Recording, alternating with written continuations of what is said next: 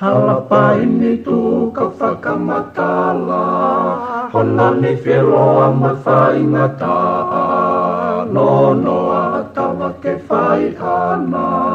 me tatalo moe hotu hei lala. Halapaini tu ka whakamatala, honani whiroa mai whaingata, no noa tawa ke whai ana, me tatalo moe hotu hei lala. E wisai, parapakapo, amasi mohono fuloto, kaneongo, eneto, na maunga ki e tai pono, na e toko, e whanua, e tupau o hapai ki olunga, ke malui, me olunga, atonga nio whai o tupua, utulai na o tumatanga, matakau no veka whakautanga, matangi mari e ko maua whaanga, utokalonga luko e hakeanga,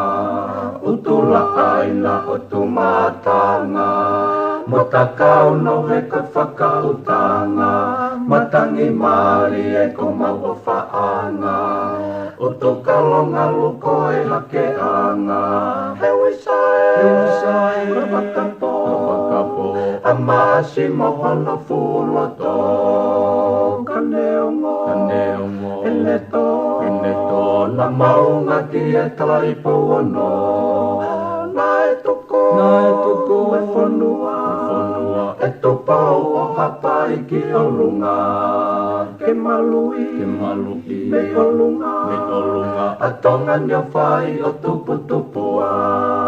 lele a moe mai ko mokotu, ko e whangwe lolo a halai walu, sia ko ka whoa alo i talau, lo se o whatai situ a o whatu, lele a moe mai ko mokotu, ko e whangwe lolo a halai walu, sia ko ka whoa alo i talau, lo se o whatai situ a o whatu, e wisai, parapakapo, amasi mohono fuloto, kaneongo, eneto, na maunga ki e tai pono, na e toko, e whanua, e topau o hapai ki olunga, ke malui, me olunga,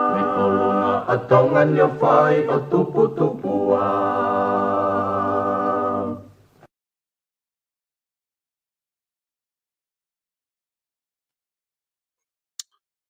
Ko kori ke uhu whanga mua he ngahi tala malu e whanua ka mai ngahi tala whatapu kotoa pe. O ku wha o atu me he polokalama. Ka lawa ke mau e whainga maari e koe ni. Ke whahoko atai tau polokalama ko i a whatu whanua wha o ke whiawhini. Ko whatulo watu pe pa mo tataja reki mo tolu kotoa pe. Ka inga ku mo lawa o kau mai mo ke mau i he polokalama koe ni. Ko te pe mo wakai mai pe ki he whetu whahoko atu mea e polokalama koe ni. Ko whenga ke nama whenga ane hoata pe mo e whahofonga ke whahoko e tau polokalama. Ko inga ke interneti na kai ke tokoni interneti ane hoata pe kai ke lava whai polokalama i he whiawhini ko whenga mai ki tua.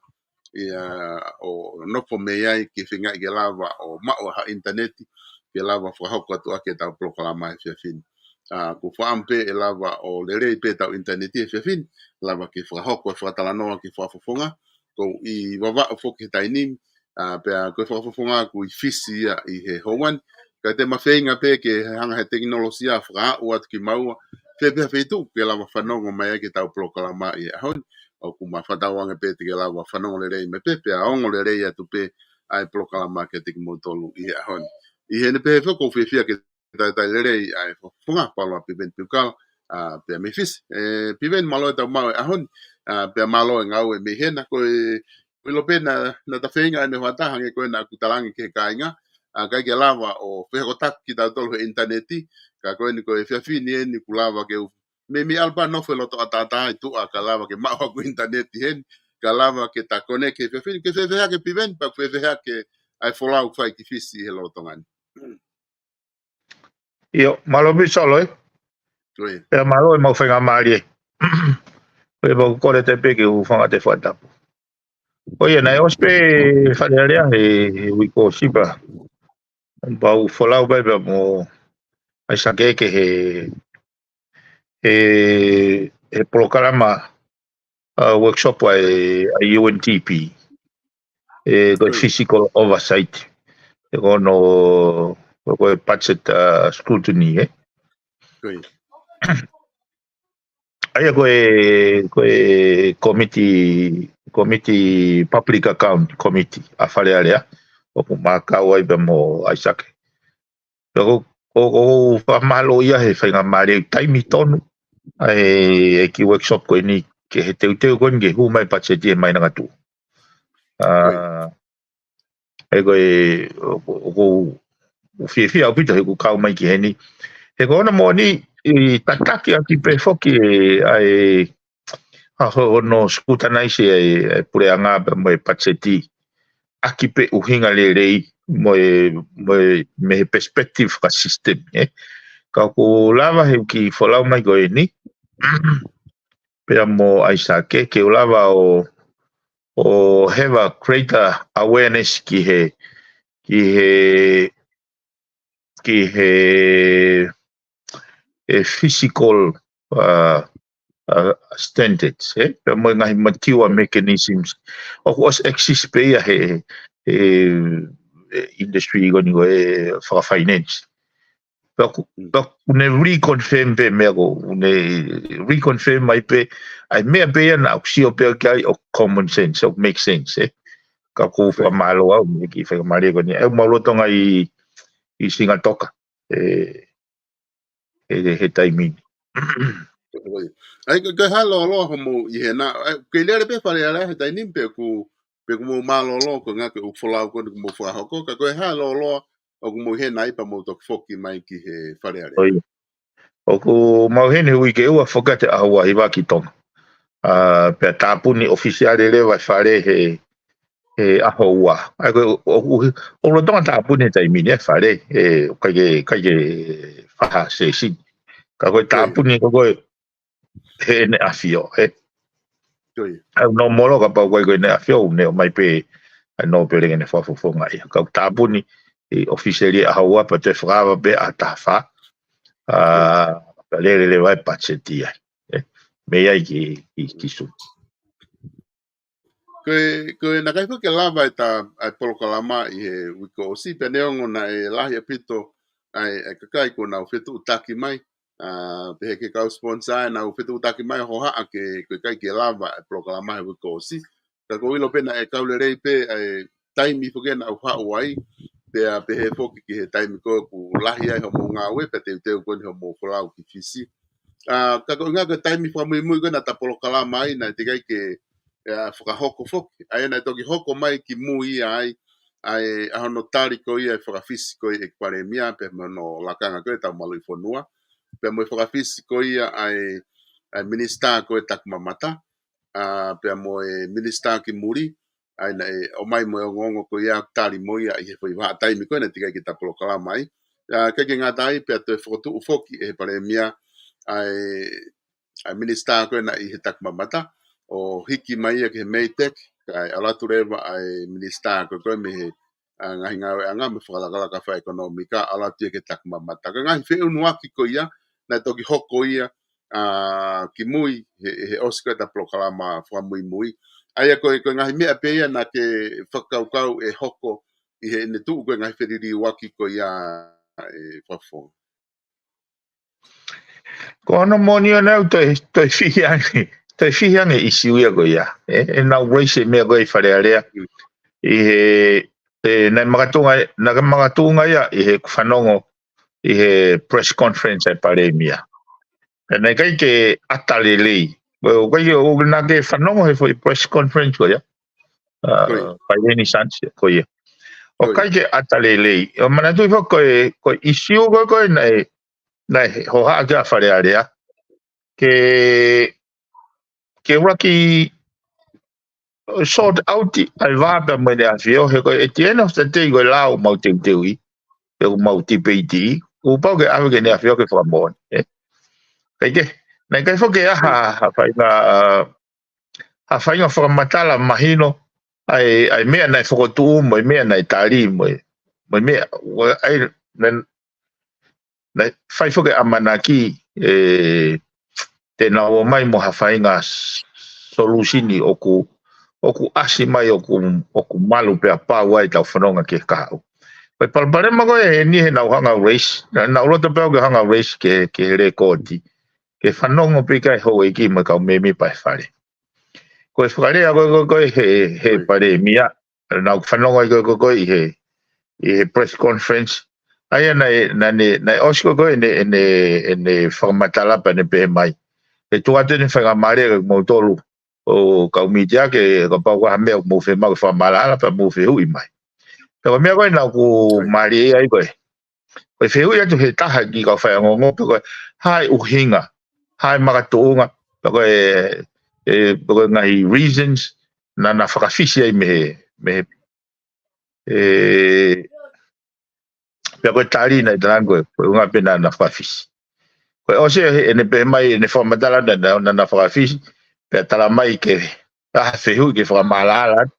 pia te tari whakaloia pe. Ka ki au koe, ka pau nai whakapoto. Koe meni koe nei uhinga e concern. Koe nei whakapoto. Kapau ko tare ni go pe ne mi ko poto. Na mau cabinet pe kia mau o mo ka minister mau ro ta ke fra papa ai finangalo ne afio. Se ko ui ke ki align le lei pe mo me poko. Ko foi e pe ko e na ma fa fisi o hange o ku ai foi hidden dimension ia pe ko se hu ia tu lo hare me hoko ke ngahi ke ongo minister go ne ua ko tama ko tari pe ke tutu ni mai fata to ko e foi statement be ko ia e solo o ku ne o sanga ia taki e mau lao e ne afio he wiga ia ma fai pe he ia e ne afio pe ko fata to ko ni pe ko to ta ke ne tutu ni mai ko ha minister o si ko me ko ni na tatala no ai ko foto ha minister o fe mau ke felo to e o sino ko ia ua ke na align lele e ko tu ko ni sone foto he pare mia e appoint he tui ai pau ke na he ka ke lava hata ha minister he ko tu pe pare mia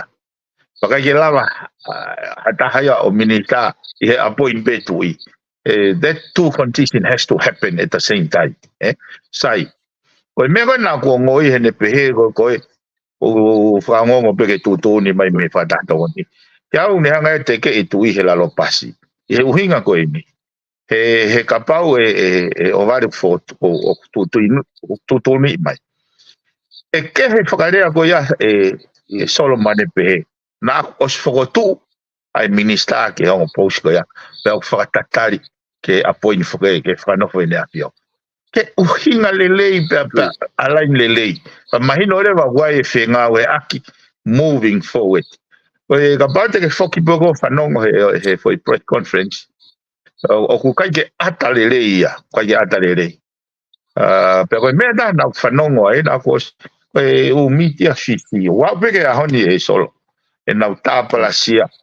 tana e ai pe interest ia en afio he ongo foi post ko ia personal interest so ko kai ke ko tau te kange he foi mea ko ia ka ki au i he ata i foi outset pe ene foi press conference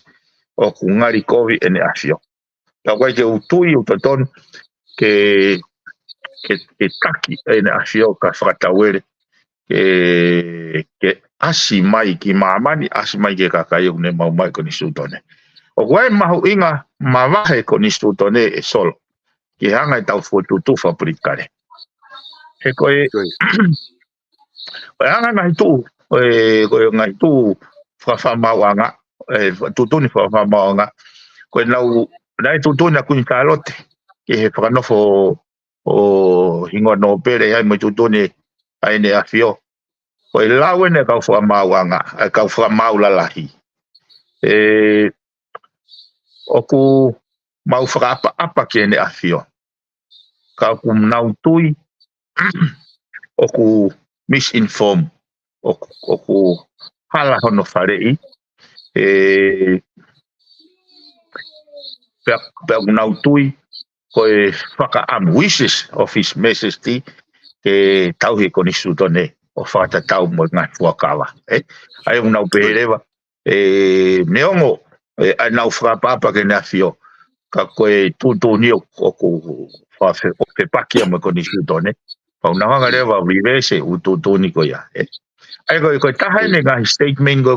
whaalawe ngai. Ai koe pehe koe he whakamau in this modern day, the monarch can no longer claim prerogative authority that the law does not allow. Ai koe mea koe nau nofo haaki ai, ke ua mua te tauhanga ai e ne whio ke oa o tene Lita Temptations ke ne mau I koni sūtone. Koe o tau whatala noa whaki e whawhonga ki he mahu inga ko ia ai tau koni sūtone. Ko preanga whakatu I whakoni sūtone. Peneo o taimi lahi hanga koe ko ti e lava pe o wheto o aki e he kakai whanongo. Ai taimi tau tala noa he ngahi isiu mahu inga koe ni. E taimi ko koe o mai ai koe a tohi ko koe me office palasi. Na e whai whakono whehe uia pe o kuiai ha mawhai pehe o tui. Pe koe tui koe I he toko lahi na nau he tau wakai koe ki he tohi koe ke ne to o koe ne consent. O koe ke mau ai ha koni stutone ia I he tuu koe pure anga whakatu I whakakoni stutone o tau tariui ke koni stutone na kai ke I he tau tui koe he tau wakai ki ai na kai ke hanga he tui ia I he ne fo I tamai koe ne to o ne consent mo ne whalala o mau e koni stutone koe konga koe ki hono ki whakarea koe na pehe koe o whakangongo o ku whakatatari ki he whakatahatoko ni o kai ke hange ko whakamatala o kai ke alai nia mo koni stutone koe ke ange koni stutone ia ki he whakatahatoko ni mo ene awhio ai totonu ko ia ke nau whiri ai ongo minister ko ia I he potunga o ko whakamatala ko ia Ai ki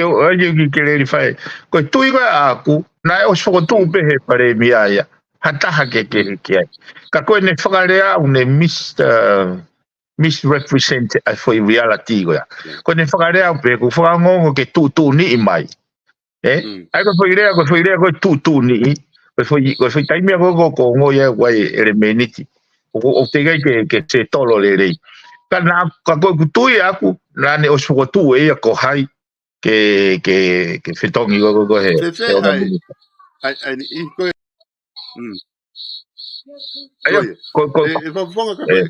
ko fatongia fokia e taha ka fa yongo I he press conference na do don ke tu ko ai foi fehui pe atari hene pe ko tu wa na fatongia ke na ki e ke atu ke mahino foi ai foi konga ko ia ke whakapapau I mai o ko tari ki he whakatahatoko ni ke nau whiri mai ai ngo foi minister porque tari ke nau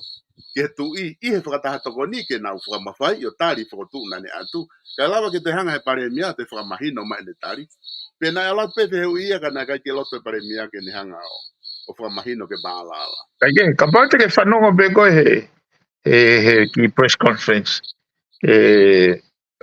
nai koini pe ai tari ia ki au he whakakaukau kene indicate kene hanga o mai mata vai me ta whako ia he kohono moni ai ko sehu ia ta ko hai rewa ongo ai ke ongo mi ko ai fo tu ke ongo minister ko ia ai ke au ia ka pau na e loto hanga mari e tari ne o fo tu ai ongo minister ke whakaongongo ke appoint mai he tui. Ko ne pehe ko tatari ke tu ni mai he whatahdo ko ni pe ko tui. Ko foi statement ko ya ko ne hanga ya te ke ne fio ke la lo pasi. Na ko me mo ni pe ia e Fafofo. Na ku tu honest Iyo, kaike. Kapa ko mo ni ia o ton leva ke tauhanga o pre-warn ai ko hinga ko na hanga o hake. Kapa ko foi mo ni o tari ke tu ni. Then the king should be advised not to do so. He kono ono inga ko ne mau ko ni sutone ko issue ya ko ha au kia. He kono moni solo ko pau ke ya baseline ke tau ngau ya ke fatondo ne tau hala fono. La pega pa ta para sia he pare mia pe ta para sia he tui ko ni sutone. Ko fu ai ko tau fono nga ki fe. He ko so ko hanga hake ai whakau me ko ni. Kai ngana hoko ai fai ai fe to ke ko ni. Ka pau e mau e conditione to a point where o fe mau o ku a pe da dole e blockate conditione tu beta faki. Ko hare wa si o ke. Ko hinga foke ne tu I ko conditione uno hinga ne no pere ko hinga ne pare mia ko conditione. Ka to e mea ko malu ko foi mai ala lo ne hanga hai. Ai ko hoi tala malu ko ni tala no ke fonua. Ai ko me inga ia ka fo mau pa inga ia mo tuan ta tau e pe ko hai tau fainga filio I mo tau fainga preference ka pau ke ai me age ne hanga puke ai fono moving forward ai dia ko ni suda ne ma ta ta hai uhinga na hanga race I fare ke he pege aware fu fare that there is a potential disaster if we are not proactive ke tau whatokanga mea.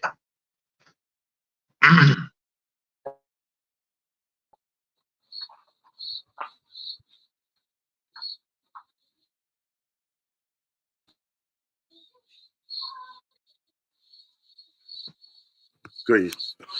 Ai ko le tu ko dai ni mi te tau ko tu nga ko ai ta fa ko ya tau kwangong ko to pe ke ya toki announce mai pe mi he paremia hangi ko ni ke fa ko mai me kabineti ko hai o ku fili ke ngola kanga ko ya ko ke ha ko tu ko ya kwa vale ba ngola kanga minister ko ya o fa tatari pe ke ta fono nga pe ke ka ha o fa fo Ko ia ka neongo tau tatari ko but we are in a critical situations. Taha foki ai mea koe na uhinga koe ki ai mahuinga ke whatokanga mea ai te pire hau e ki I whare area. Kamata be me vote of no confidence.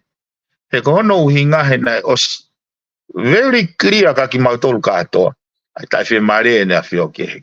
paremia. So, ki awia nei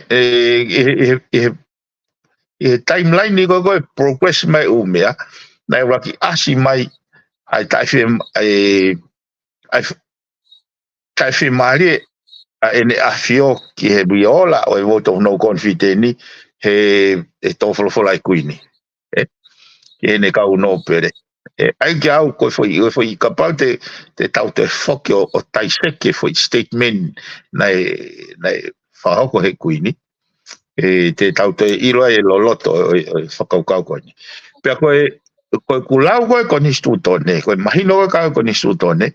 koe ne remove e ne confident me ongo post, koe he kuia e, wai lave koni stutone ke ongo post, koe ongo foi ke defense, pea moe foreign affair I he malmalo a ene afio. Koe issue kehe appointed a minister aia, ka koe ai ko foi complication fakoni stutone ya uanga kuptol valu ya kuptol no kuptol hiva mutu ku fano aya oange fuma fai gene afio ai ko winga inde anga ya pe mai ongo portfolio ko o tashi mahari ka mo o within be ya ne constitutional right Ko mea ko ke whanofo minista ko foi issue ia na te ke hanga he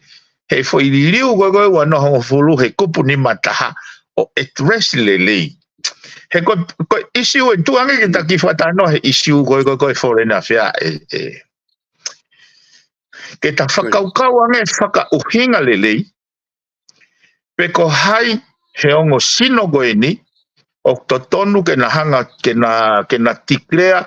ai tau position he tau goi Palestine pa mo Israel e tau foreign alignment ai ke au he kusio te tau ave ke hapare mia o fili faka tau fa pa uriri malava liri he ospe mahina tahaon tahavan pe te tau ave ke he afio i malu e konistutone pe ko continuity and sustainability he ko nga ko no appoint ko diplomatic anga ko high commissioner mo me ko ko ni sudone ko ni afio benai aya ko siore ma ko tau position pe te tau align ki Rusia po Ukraine po tau position pe te tau align ki Palestine pe ko Israel ko tau position pe te tau align ki Rusia pe ko America. Who should decide that for our country? Whakapoto. Ko hapare mia o whiriruaki ai position ko ya he utunga fili pe utoton ke tau ave ke malbale ne afio ai ko foi o siru ibe ki kakai pa mo klauto ke awe mo ganga fo pau whakapoto ange ko uhe ko ne afio o remain ia foi position ko ya e whakavare ke tau firme pe apare mia o ne hawe o tigrea tau position pa e tu ai hai tau eu ka hoko o ne o janga ia o ai ko ke awe ko ngai me ke tau hanga taranga tai me dingo ya ka ko tu ia o si o mai fe unga pe e ko instituto ne ia ngai kupula hi kona na ke whakalau mai o mai pe ia o me ka to pa talite ma ngai va ki muri mo ha fu talitare ka minista ko ha mo ngai me be ko ne o tala mai hanga don pe ko instituto ne ko fatongia ia o me ka to ko he malu ia tu i ai ko tia mahal ko no to vakai pe kakai e fonua pa to fica ke ka taki ai o me ko ia ke ala tu ko ngata te laine ngata pe laine ko ka tuange o me ia ku pe pa o ku loto ke fa haliliu pe ko o silo i pe ta ko to ai o ke kabineti ai fe tu fai me liu ko no liu pe lao al fare area al ke tu i ka ta loto ke liu mai ko nga ko ia ka ku tu mahal ko ngai ko ko silahi pe me mahino ai e kana e ta no foko e potunga ko ki muri ana ku wakai hifo ke hopo ko ni ko na ke mantina ke continue on pe I think ko ke foko tu e foi minister CEO ko tu ke manatu pe foki e fa fonga o na segretari ki muri ana o segretari na dole potunga ki muri kana e feinga pe foki minister malolo ia pe mpreanga ke foko tu at foi lakanga ko CEO que no foi a Portugal que muri que he secretary ka kono kuna wa ki fama wanga pe a ku fika he fama wanga ke to foi la kanga ko ya ku o tai fralao oia ko hono mo ni fo ki hange ko ni pula pe mo me o ke tau ilo he ku he malava pe ke tau fehuia ko ha me na fa fe pak i he va ko secretary ko ki muri pe mo minister he kono mo ni na i he minister ape a CEO na CEO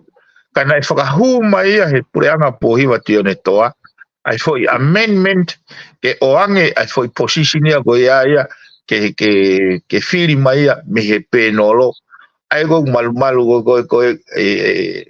ai malu ai police commissioner attention yare mai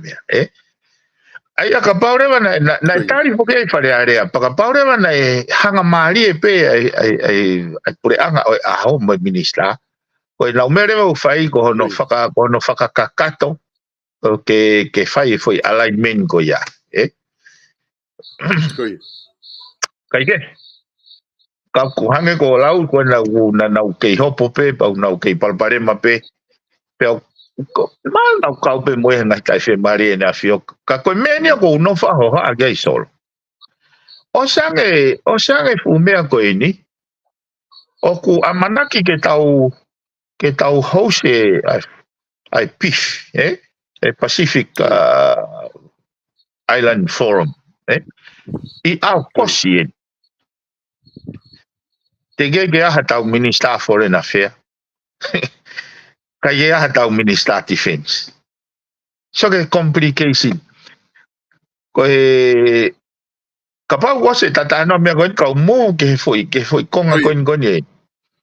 konga gon ai kutuku aki na fai ke pore anga ai kai ke nau kai ke ha nau palani po nau patseti pakai ke nau disclose mai ki pare area he ko kumni mata kupsi ulo aki ma o he pare mia pa mo kabineti executive ka ko farea I he fenga o aki mo tali ui ki he fare area ko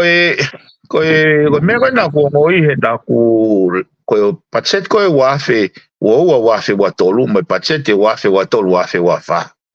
hala mo de mention yai a mention yai o kia ye intent pe kuai palani ai pure anga ke na host Pacific Island Forum meeting sai ui na kai ke aha palani ui na kai ke aha patseti kai whaka aho vare aho no announce mai me pare mia o kuia e whakatutu ke langa pare uange au ke ne mitigate tono no ai ngahi I apinofo anga ke hausi kone ai koe tala noa ape uange au koe taimia na kongo ai pe kuanga fe lewa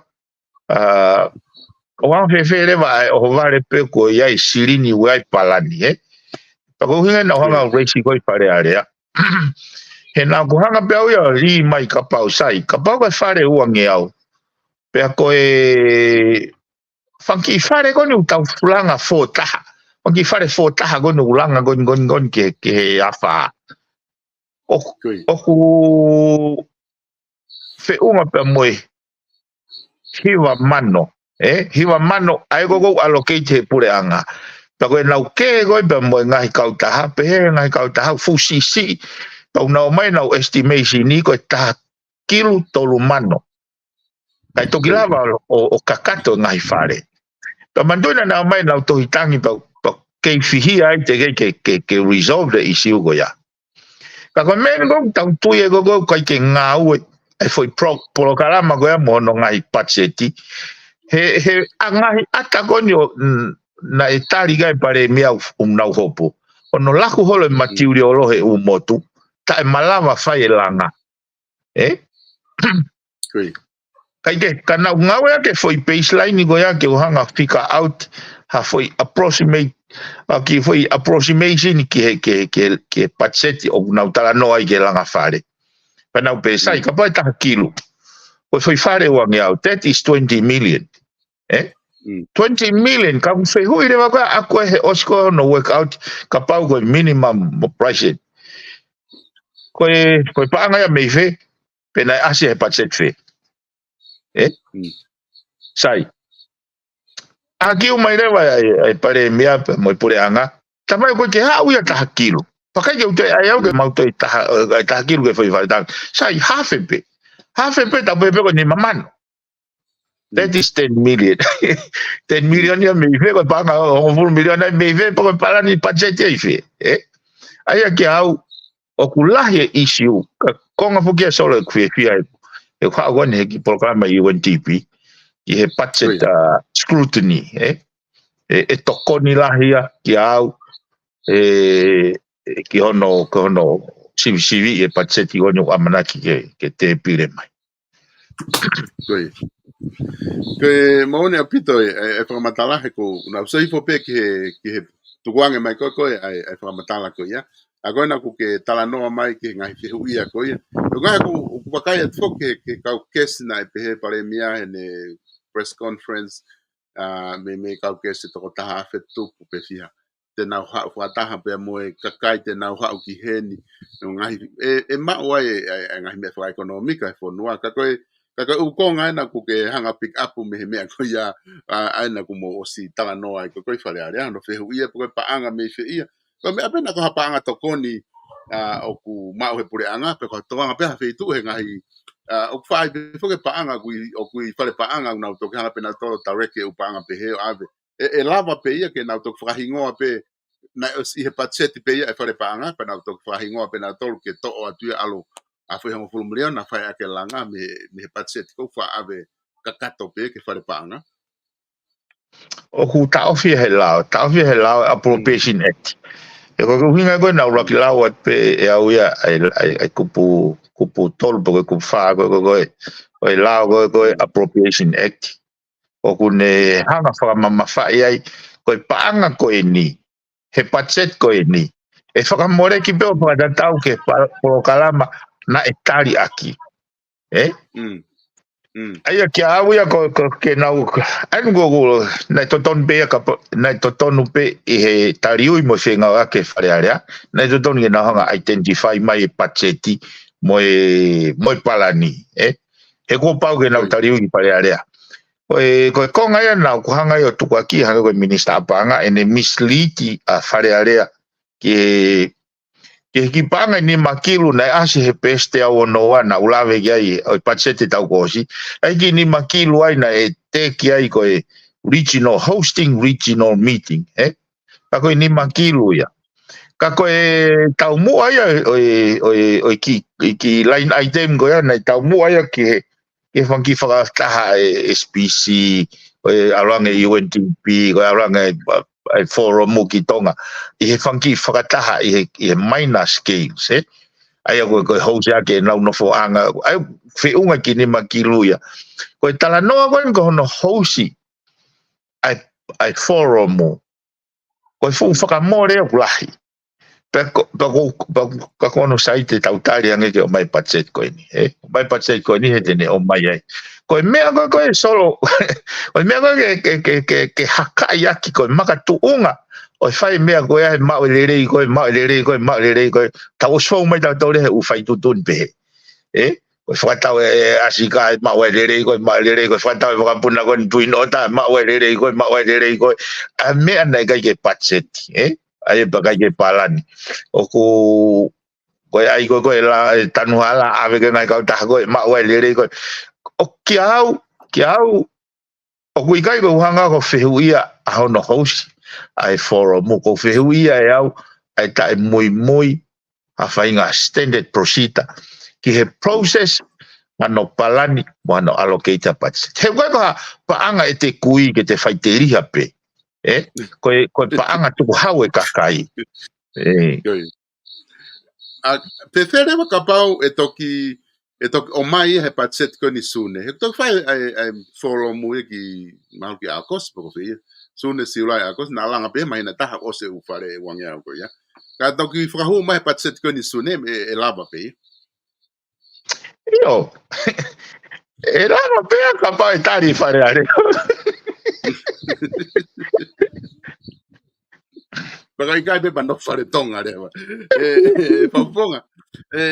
kauki uno mo kwai ai fehu hene ku o mai kauki hanga o fahoka te fehu ko ya kauki fehu ko ni ko fehu kauki hulu pe ke I he screen ko fehu ene to ta ko ni o fe ka aki pe mo ongongo ko o mai pe hena tamate ai puha hiki ko black box ko ai vakapuna lu tai vakapuna ko na tau ko he fu te pu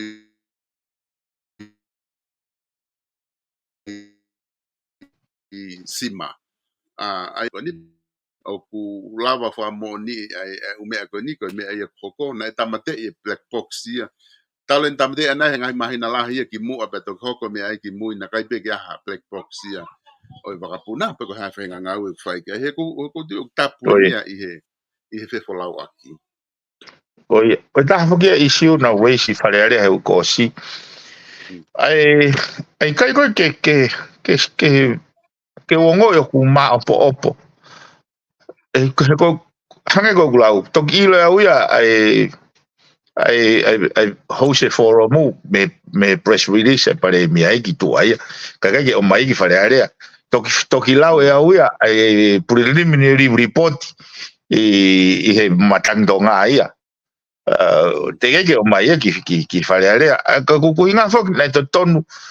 ke ko ta ma inga ai whakaukau ko ni o se ngā we ak me taliu ki fale ale he ko tau ngā we o tau o ku fie mau ke whakakaukau whakataha fale ale pa mo executive ki ngai mea looking forward ai ki au he umea ko ni na to ton hange ko ni so ke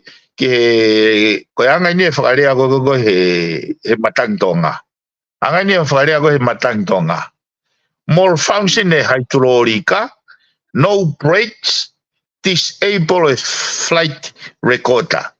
air safety investigator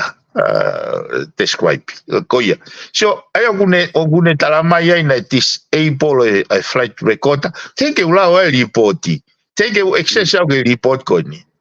pe malfunction e hydraulica pe nega ia ha ta off no brakes ai aqui au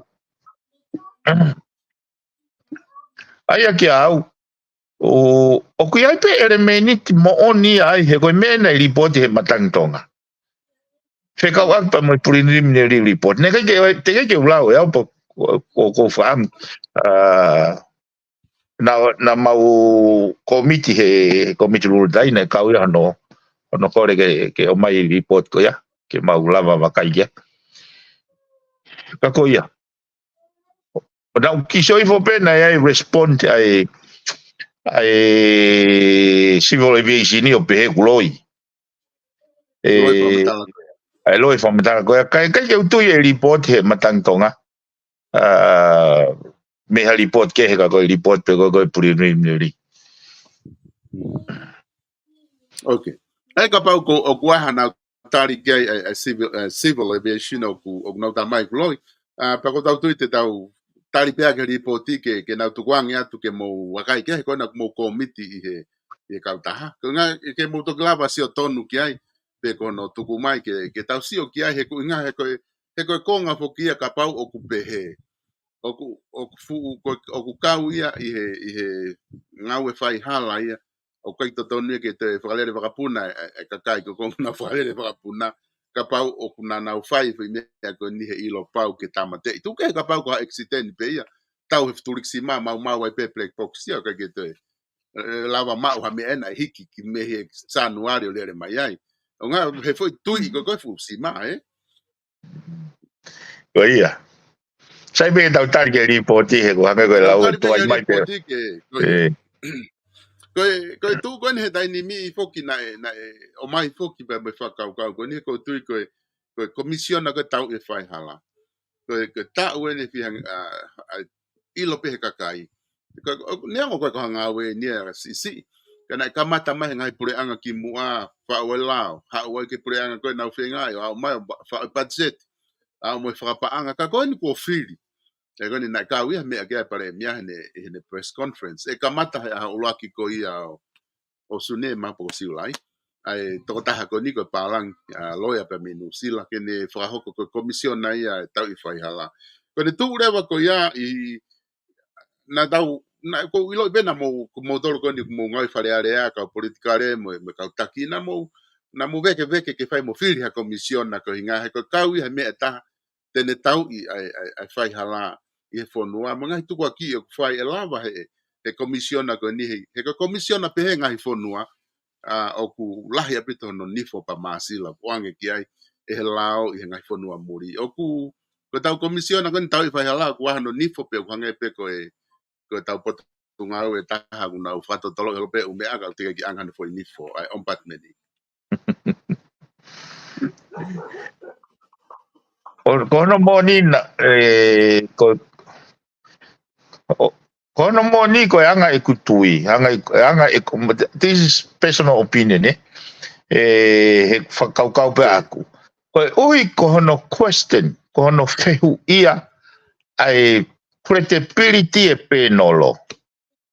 the whole process and appointment o whakawhehu ia moia he koe kau koke mea nau hanga puke ai kana kai maua o kia he wiko si nau puke ai o kore ai reporti fa mauanga ke toe whakafoki mai ke tala ke ti peiti he nau whatonga i whae nau whatala noa ki he ngahi reform na whae wana hong fulu pea koe foi kupula la he ua val tolu pi mo val tolu si o foi kupu koe na whakaanga i lahi ia mehe komni weri mehe consultant ko komni weri pea na kuhanga o whakatokanga i ai hange ha foi hijacky ayanga foi whakaukau he kono moni kau whakauia hono malangai o ku i kai ke toi i ai ha mea koe whakatahatokon SPC ke whakatahatokon he koe kupu ni manoa establish ai whakatahatokoni kupu ni manoa establish ai koe fui whakarea koe kupu ni manoa solo completely koe kia hamawhaia koe kau whare i peo e ne awhio i he personal capacity pe not executive capacity ka koe ui whoki koe kei ngāwe ake foi terminology ta tau ai koe nā uhinga koe ki ai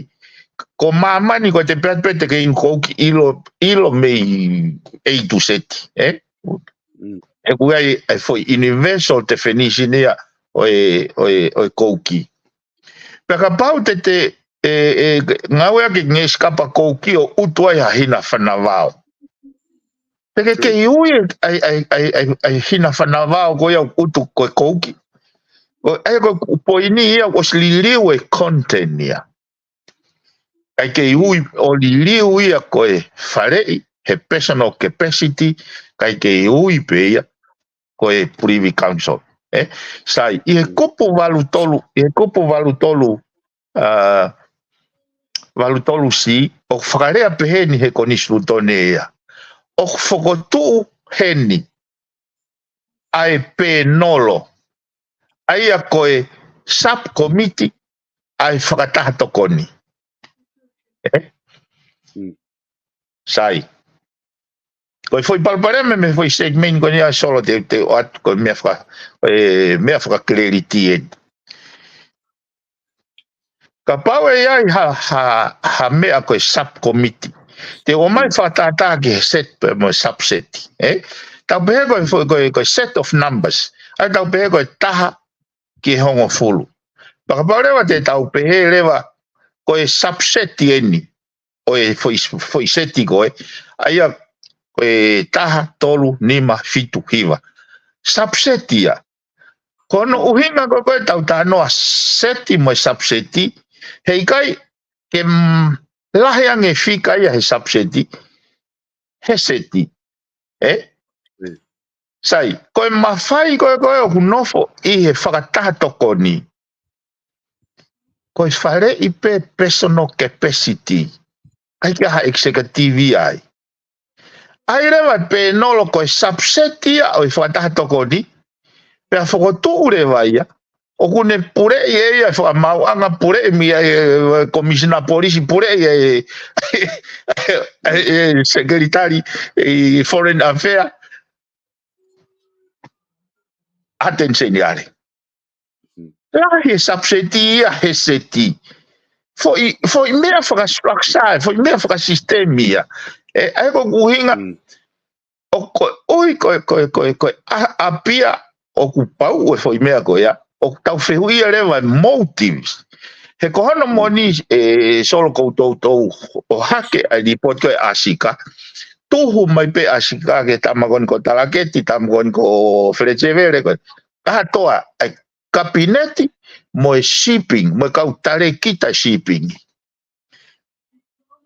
kapau nai whakapoto e nau whai tūtūni hei kai whakatau e wakaya pakapau nai kai whakatau e waka hei kai ke hoko ko hanga uhinga ko whakatara noa ki ai he kuosi hanga pe ki au na mahu inga ia mea goea ka na ulahi ange tokanga ki he ono scrutinize ai whakamoreke patseti as of hoi e anga lere mai goea ai whare he ki foi tau goni na kuai Kana amana ko one sok seto le mea ko ko foi isi hoko ia ke tala noa e foi mea ko ke mama e ko ko pehe ke aha fahinga vente ka ko ai peo ke uhinga lere he ka pai ke uhinga lere tau konistu tone ka tau tol e ke palo pare mape pe ke palo pare mape ona foka uhinga ai pa te tau palo pare mape pe ke feu i ai pe more pe falala ka kai he foi face value pe konistu tone ta ko sai pe tama anti corruption ia ka osi feu i pe ai mechanism feu ia pe ai credibility mai fonga dai appoint aki não que se eu pe tama profile ai tama ko tama mitieta o kai ke natula ka uia ha anti corruption ke ne hanga facilitate mediation ai o se o se uia pe ko ha me ko nga wa me fa o hinga le leipe as it makes sense ko anti corruption ni ke ne tau e fai hala pe ko kau fai hala ko kau monster pa tau mai re tau tole mediate ki ai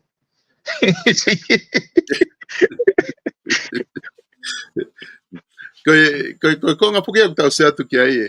fa fonga ko hanga ko ta fa ko ta fa fai ke tala no ala hanga ko pe no lo ko tu ko osmahi no i pe ka kai e ta fa ko o vale pe ku ia i fe mi ai ko pe no lo o fa no fo mai hanga ko ku ke fa matala i mai ha una doluia na sa pu fa na doluia me he fata to konio alu foi ki la pe ala na tolia ala hanga na mafai na tolia i me ko na tupu mai me ai ka ko te mahalo ko konga ko ia ko tu ia to tonu ke fa ha fainga la o ia ki ko instituto ne ke fa tonu ak pe ke ha i fare area pe tala no e uhinga ko ke uhinga ki ai pe aloa o ke tu i ke tau pe ke to pe i me ai ko pe no lo kai foto at ha me so ko time ko e fai ano atu ko ia para ko ha no e tari me ai ko lo pe ku aloa o e foi e channel ko aloa e tau la o fale area alu ke tu i pa tau si o le vai po ha me ho ko ai ko ia ka ia solo foi lao e taha me he lao e ono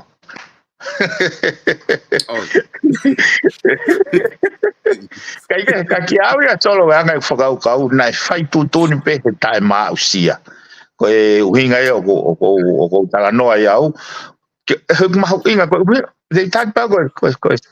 essence pe ko pepe so ta polgala ma ke tala noa ke mama e fonte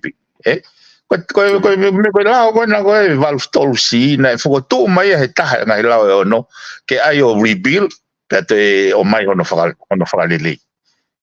Kui.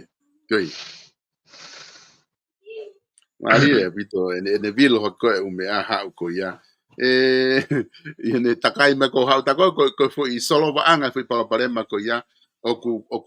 ai foi la na ave ke fai ke foi fraton tonu. Ka ko nga utika ke a o ia ke tu i foi la ko ia na to ton iga na o sia upe. Na o sia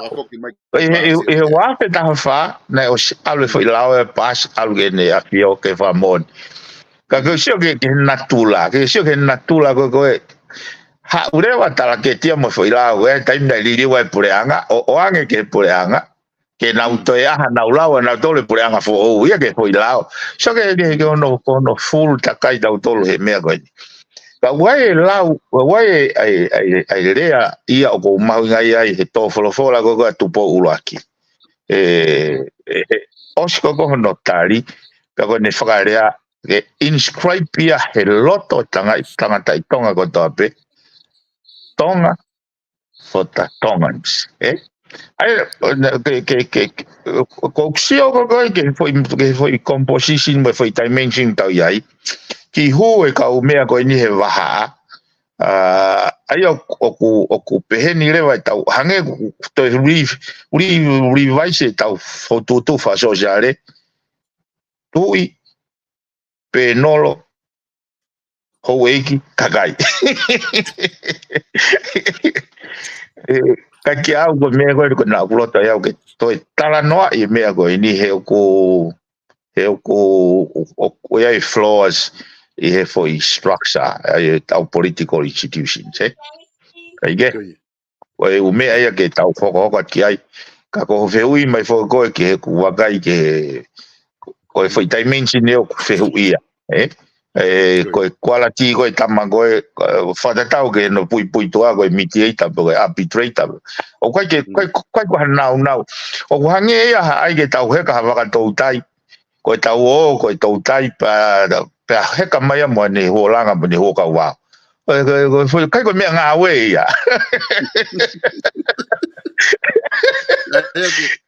mau e masila Mama masila huo ya pat ka vitu hala wa ria ai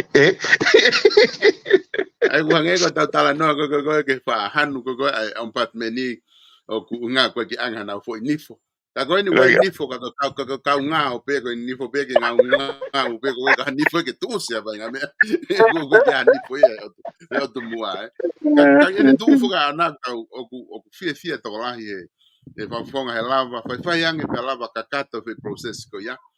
nenga ka ke fu wa o ke nga hi fie ma o e to la ka ko nga fo ko mana si fo ke ai ka kai ni i ko nga ko hange ko fa nga me ko na fa ko ki ai komisiona ko fa tu ko ki he asika pe tu ne tu pe ya como fui fa to tolo pe ka ko ke ngofu ke mo foto mo to ke fa ilo hai mo hata ka ko nga o mana si fo ka kai nga me pe na kwa nga hi afang ki kupu pe he ia he fa no fo ta komisiona o atu ki ai te ke komisiona ta fa hala pe kai ka ke ngofua ke fai mo ko ke tau fu ilo ki ai ka pa ku hao me ai ko tu ko step lele ye ni ku tau manga ki ai I he wafe wafa ke ai tau komisiona pe he ka tau tok fa lele pe ai molak e malo na sa yang e pe he tau ke hala pe mo tau kai la pe hala he komisiona fa fo tau te ka pe tau to luai he ko ki au but many ko we au ko self inflicting financial pain te watch fa ta go ni ko tai mai na hoko e symposium ke tokanga I kina o trucks. Pena hanga rewa he whare area allocated 5 miliona me he tuku hau ai kakai ke tau iaki. Sai. Ko hanga koe perception me he kakai, kai kia haola ia.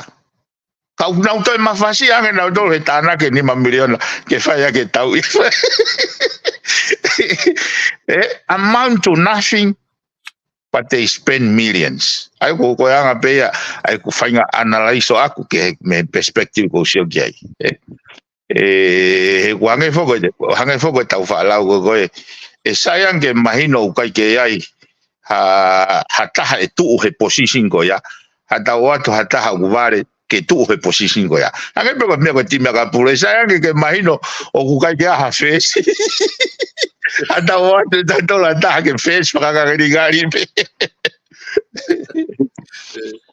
ko wakai hifo ke he kamatanga mai foke mo hua tu ne fare area ko ki mui ai nga report e la na mo la totali ai nga hi feitu na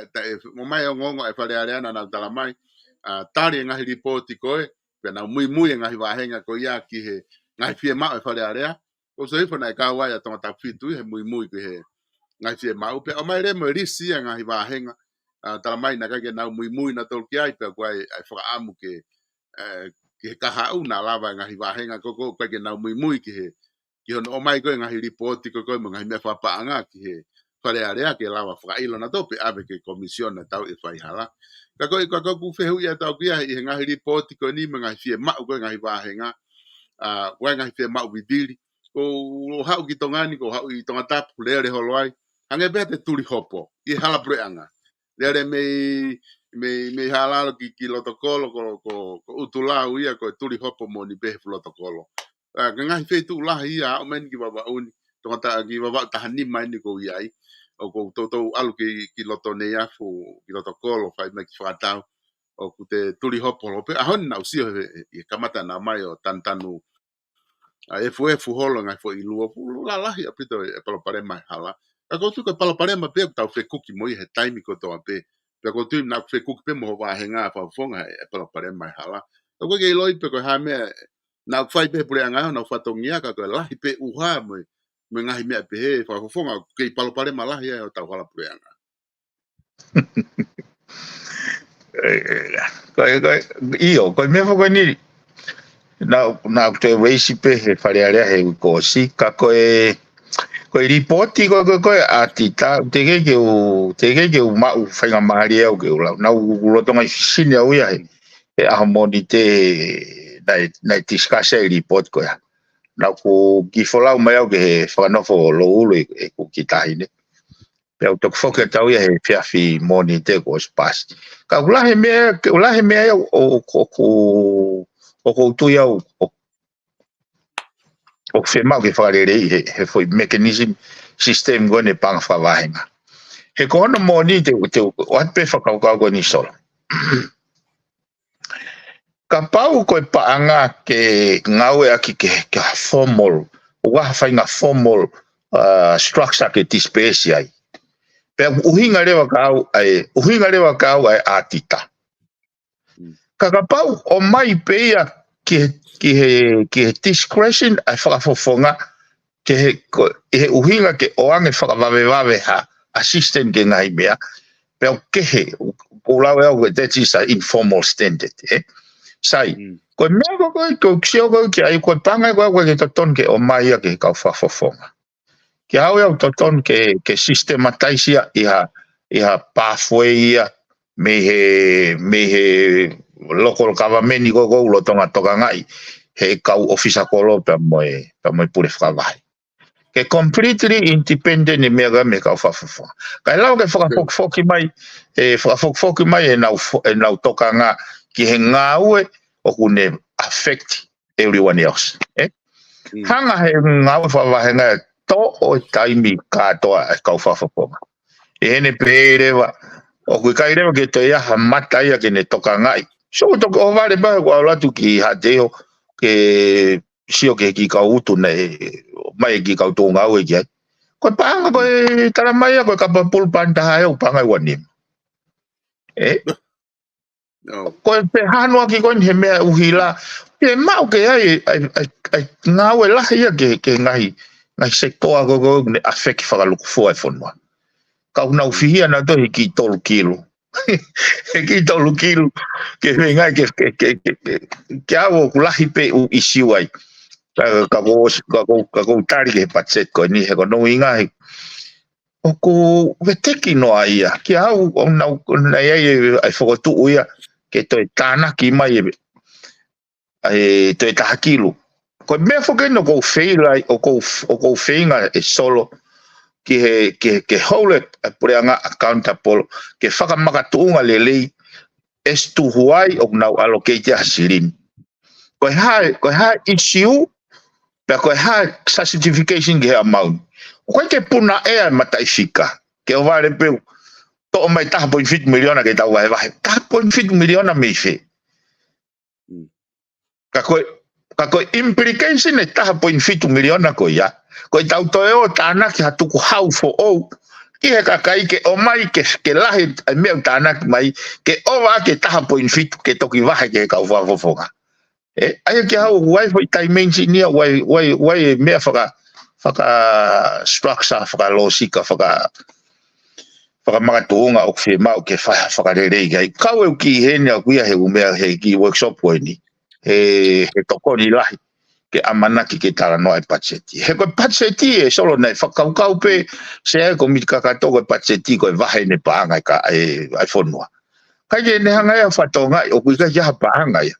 ko tari ko pacheti ko tari e whakafuofua estimate ko hanga la e tau whakamore ko revenue te tau tanak mai he kai to o se ko ne mau no tari o se patoki o rewa o tatau mai ko uhinga ko uhingi ki ai ko lo Wajah resource ke ya wajah ke pe na wanga frai ai fu mataka pe ko to frai ai to hina ha fahinga me fahinga initiative ke to tana ki ma revenue stream ke to koni ke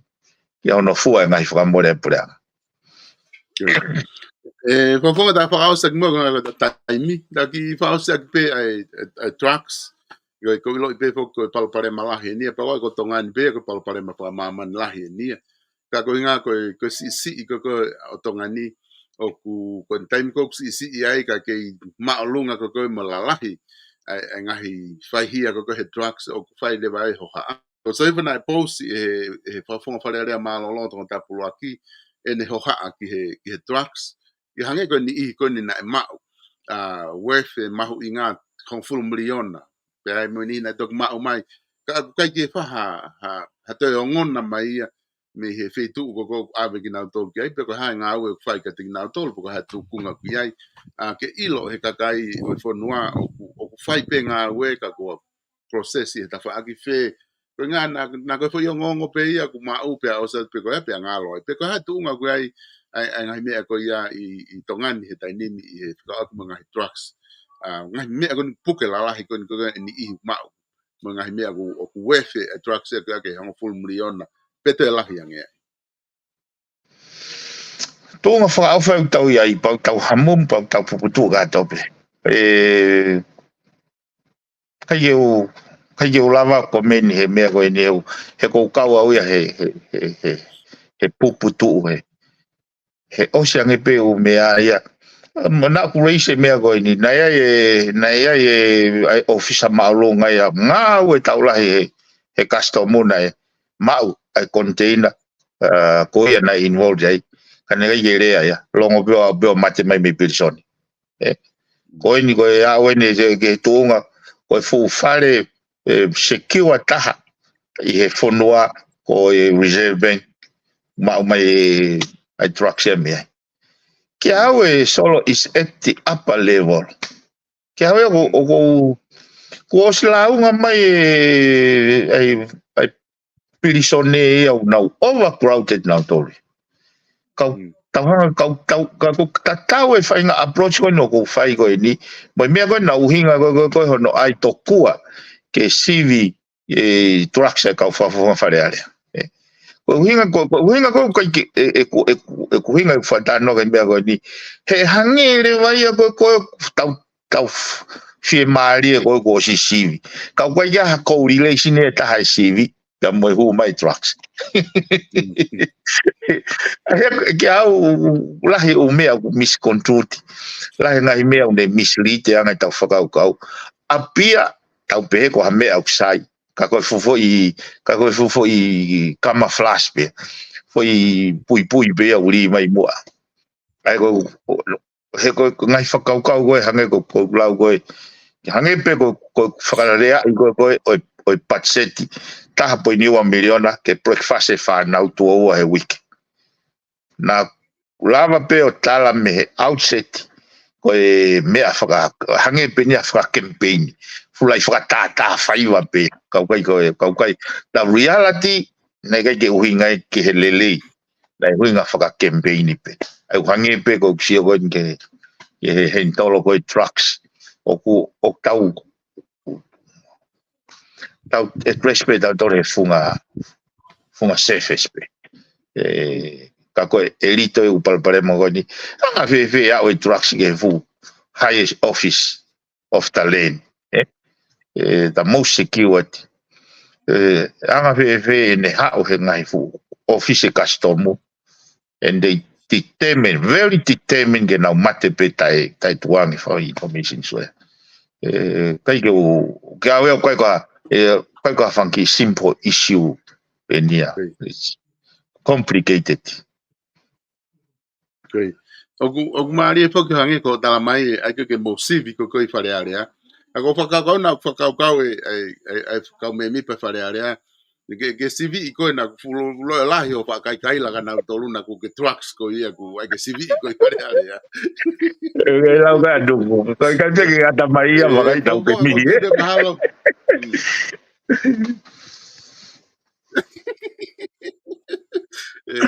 ko ti mahalo ku te ta ki feu ngai he fiafin ko fia pe ku lava pe internet o fra o mai tau ke foi konga ko ni he fiafin lava proclama pe fia mari e pe mo kai nga kuna muy he proclama ko nga ku lava ke fai fra ataque na tol ko wat fai mari ko ni ke te ko ke fra kato mai ta proclama ko ha me ku ke loto ke fra osi aki ke fra kato mai ta ni Tolo kai te mea e kono moni lahi pe fe mo i kina ia ka koe whamalo pe mai whakamari lahi pe ho ha mai ke ho ka muy he programa ka kona mo ni fe mo e kina apit he o se ni ba mo te ho ka ke ki meeting e ta he turi ke ta I tena rau ai o se ne falai te ko ni ba mau ki ka matai he mo ni te ka hau ke falai te ko e pa mau tok fokel ki tonga he e ko tu e toki ma e ula ya pito e siu e solo anga ko me ko ni faka kere na o hake I fare alea la ya pito pe u siu te talava muy ai ke tala no e mama mo clarity o me ko ya ke tokoni ke fai tutuni ai ano tatake fonua ka fo ke me na ko he me ko ni ai mau inga ko ke fakau e kau taki ko na fai tu ni impekia e generation hoko kai o te na fakau fra tau fra campaign pe ko la ya buto pe o mea solo ka ko fa malo pe ma fa male ka tali mai mau ka o fa dage e o kai e fias malo bito e fafo malo bito ma fa ngari ke fa ko e programa ko fa fo fo kada toki si he wika hau o fa tu ke ko pe mo fa tongi o fa efficient malo sol o va pa malo atu e kainga mo mama tamai tau programa pon mo bagai mai pe ki tu ko fa po ri apito ne fun ba ni taini ka ku lava pe fa ko te programa me hen ko fefia pe ko lava interneti ke fra o ki la tol me programa ko o fefini ka ku fa malo la het ke mo tol mo mata mai ta programa ka ki fa o sa mo fa malo atu ki he ka sponsorone ngo pe ke fu fefe ke lava tatu ha riva ka te o atu pe fa malo ko ni ke tau ka sponsor ko na sponsor ta programa ke ngalo South Pacific Loans I loto o Kalani New Zealand pe firma o ha no I loto o Kalani New Zealand ta ke fitu taki pe ki he no balungeau walu hiva walu ka ta haya stale ki tupo te ke lava pe o tano ke ta pe ka ngawe I office ko ya South Pacific Loans ko ka ta en o kuna to ko ni ta ko ta ngongo me ta we ni tol e na sponsor ma pe ta ngai programa ko at me ni pa fa malo la ki South Pacific Loans no valungeau walu hiva walu te na lava o tokoni tu ki te koe I ha o fahinga firma ope ko tau farkolo bala ko page facing store I loto nuku alofa te lava o mamata ki ai o sia ma foge na wala fo o ko ki he ko wala ena te ke ma o atako ya ka ko hulo pe akuia ke ma o telefoni ma tu asila o si tau mai na uta fo o ko ke fa me to fa me mai na ka tu ka ku tau mai na uta ko uta la au pito e bala ka ko tu ke ma inga ko te ke ma o wala ko ni ke fa me ke te ma ko ha pe tu I tonga he dai ni I he ma ko ya pe tu tak ki fare koloa ke kau he mo atu ki ai ka mahalo ko polo kala ma hoko te to ki hanga upload te ta uta I he tau PSC ke sio ke uwala ko ya pe ko hu pe ko ke na PSC page facing store ke na Facebook te ke lava o ma wai ai ngahi ata me te na tolu I he PSC ko wa fitu tolu ni ma no pe ko valu fitu noa valu ni ma tolu ko na fika telefoni te ke lava fitu uta ke ke te na tolu iha fahinga taimi pe hanga hake ki he tau mo pe au building I loto nuku alofa I he page facing store lava atu ki ai ma o wala ma ai ki he whakame peka pau ku ke whainga maarie pe te kela pe mi muri o totongi o whamiri ke na lava tata te fito ke whanau longa I whanau wai mo wala ke kakaila lahi su pe mo hangahi style ko tai ni mi ma o koto atu ia pe mi he page facing store I loto nuku alofa ko tau live stream I no sila mana tu I te fok ki ai I he wike ua ko ia me pe me lele rema me ki ti sema ki mo tolu ko o spuka ma mo nga live stream ku ata pe ke puka mai kono mo ni fainga katoanga pe mari ko birthday ko graduation ko me fa family reunion me fa siasi te maulava ko to pe hulu ia tapa pe no sila ka ko firma pe ke fitu taki mai ia tau pe si heni pe ko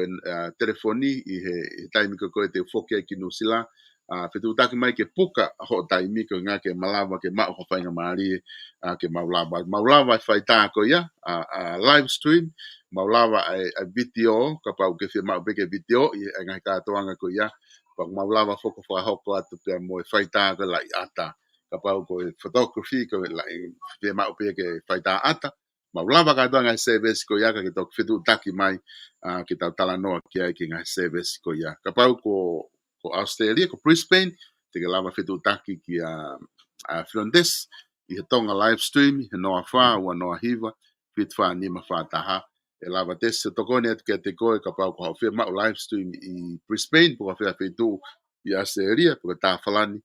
lava katoa pe tese o tokone atu ke te koe, e ta wha aku e. Tau ka taha a veuta, o kui ko ka taha koe a whereti, siu I moana freight services, o kulava a freti o atu e tauta tokone atu e tauta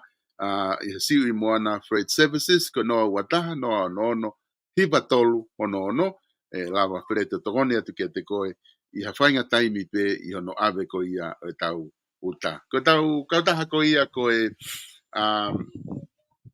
kunani kava aia ko kautaha eni rei pasi aia pe me Brisbane Australia una hu foke kava ave ki ai pa ko business for family eni ko tare kita pure